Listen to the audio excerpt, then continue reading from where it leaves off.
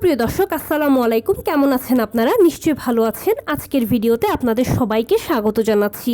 আজকে আমি আপনাদের সাথে শেয়ার করব খুব ইম্পর্ট্যান্ট একটা টপিক নিয়ে, আর সেটা হচ্ছে কিভাবে বুঝবেন যে আপনার নর্মাল ডেলিভারি প্রক্রিয়া শুরু হয়ে গেছে বা ডেলিভারি হতে সর্বোচ্চ কতদিন লাগবে সেটা এবার আপনি নিজেই বুঝতে পারবেন। কিভাবে, চলুন জেনে নেওয়া যাক। বাই দ্য ওয়ে, মূল ভিডিওতে যাওয়ার আগে একটা কথা বলি, আমি আমার চ্যানেলে pregnancy related, specially normal delivery related অনেক ইম্পর্ট্যান্ট তথ্য ভিডিও আকারে শেয়ার করে থাকি। এই তথ্যগুলো আমার পার্সোনাল এক্সপিরিয়েন্স ও আমার ডক্টরের সাজেশন থেকে নেওয়া। তাই আমার চ্যানেলটিকে যদি একবার আপনারা ভিজিট করেন, তাহলে আপনারা আপনাদের প্রশ্নাতীত মনের অনেক প্রশ্নের উত্তর পেয়ে যেতে পারেন। আমন্ত্রণ জানাবো আমার চ্যানেলটিকে একবার ভিজিট করে দেখার জন্য। এবারে চলুন মূল আলোচনায় যাওয়া যাক।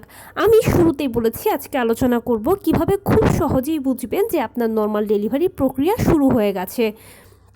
দেখুন, নর্মাল ডেলিভারি প্রক্রিয়া শুরু হয়ে গেছে এটা যদি আপনি বুঝতে পারেন, তাহলে শারীরিক, মানসিক, আর্থিক সব ধরনের প্রস্তুতি নিতে কিন্তু আপনাদের সুবিধা হবে।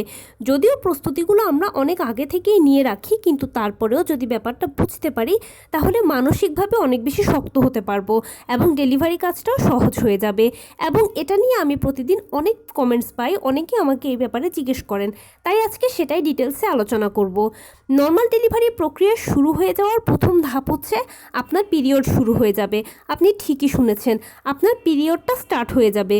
পুরো প্রেগন্যান্সি পিরিয়ড কিন্তু হয় না, পিরিয়ড মিস হওয়া দিয়ে প্রেগন্যান্সিটা শুরু হয়, আর পিরিয়ডটা আবার স্টার্ট হয়ে যাওয়া দিয়ে প্রেগন্যান্সিটা কিন্তু শেষ হওয়ার প্রক্রিয়া শুরু হয়।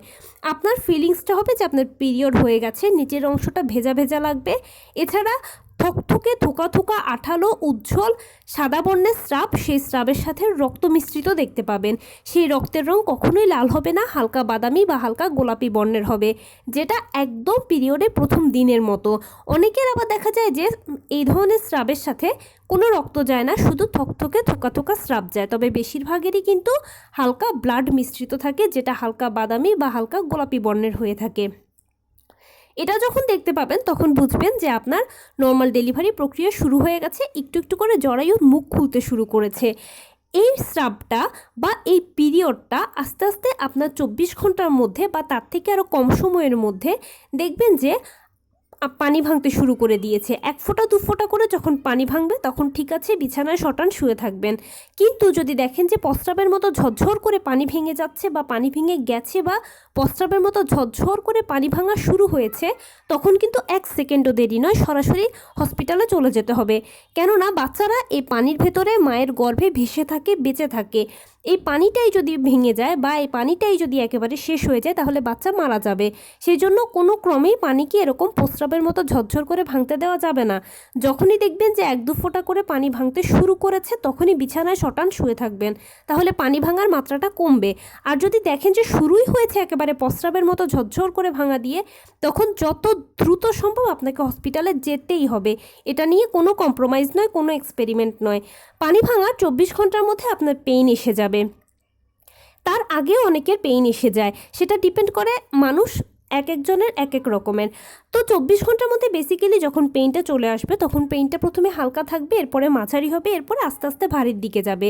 তবে পেইনটা কখনোই এক নাগারে হবে না, সেটা 10 মিনিট পর পর, 15 মিনিট পর পর, আধা ঘন্টা পর পর এক একজনের এক এক রকম করে হয়। আর পেইনের ব্যাপারে হচ্ছে, পেইনটা অবশ্যই সহ্য করার মতো। পেইনটা এত খারাপ কোনো পেইন নয়। পেটে ব্যথার থেকে এই পেইনটা ভালো। পেটে ব্যথা যখন হয় তখন তো র্যান্ডম হতে থাকে, কিন্তু এই পেইনটা 10-15 মিনিট পর পর বা আধা ঘন্টা পরপর কিন্তু হতে থাকে একটা মিষ্টি মিষ্টি ব্যথা। এটা আপনি নিজেই ফিল করতে পারবেন। এটাকে আসলে যদি ব্যথা বলা হয়, এটা ঠিক ব্যথা না, এটা এক ধরনের অনুভূতি। পেইনটা যত ভারী হবে, মানে যত বেশি হবে, ততই দেখবেন যে জরায়ুর কন্ট্রাকশন শুরু হয়ে গেছে, মানে জরায়ুর সংকোচন প্রসারণ হচ্ছে, পেট শক্ত হচ্ছে, ছেড়ে দিচ্ছে, শক্ত হচ্ছে, ছেড়ে দিচ্ছে। এটাই জরায়ুর কন্ট্রাকশন। এটা হতে হতে একটা পর্যায়ে বাচ্চা ভেতর থেকে চাপ দেওয়া শুরু করবে। বাচ্চা যখন ভেতর থেকে চাপ দেওয়া শুরু করবে, পাল্লা দিয়ে ডাক্তারও আপনাকে বাহিরে থেকে চাপ দিতে বলবে। তখন আপনি ও বাচ্চা উভয়ের মিলিত চাপে কিন্তু ডেলিভারি কাজটা শেষ হবে। আর প্লাসেন্টা ডেলিভারির মাধ্যমে সাকসেসফুলি আপনি আপনার নর্মাল ডেলিভারির মাধ্যমে দীর্ঘ 9 মাসের প্রেগনেন্সি জার্নিটাকে শেষ করতে পারবেন। তো এই ছিল আজকের ভিডিও। কেমন লাগলো বলুন? যদি ভালো লেগে থাকে ও হেল্পফুল হয়ে থাকে তাহলে প্লিজ লাইক, কমেন্ট, শেয়ার করতে একদম ভুলবেন না। আর সেই সাথে আমার চ্যানেলটিকে সাবস্ক্রাইব করার বিনীত অনুরোধ রইল। পাশে থাকা বেল আইকনটি ক্লিক করে দেবেন যেন আমি ভিডিও আপলোড করার সাথে সাথে আপনারা নোটিফিকেশান পেয়ে যান। যদি কোনো প্রশ্ন থাকে কমেন্টসে জানাবেন, আমি রিপ্লাই দেব। প্লাস যদি কোনো পরামর্শ থাকে যে কোন বিষয়ের উপরে ভিডিও বানালে আপনারা উপকৃত হবেন সেটাও জানাবেন।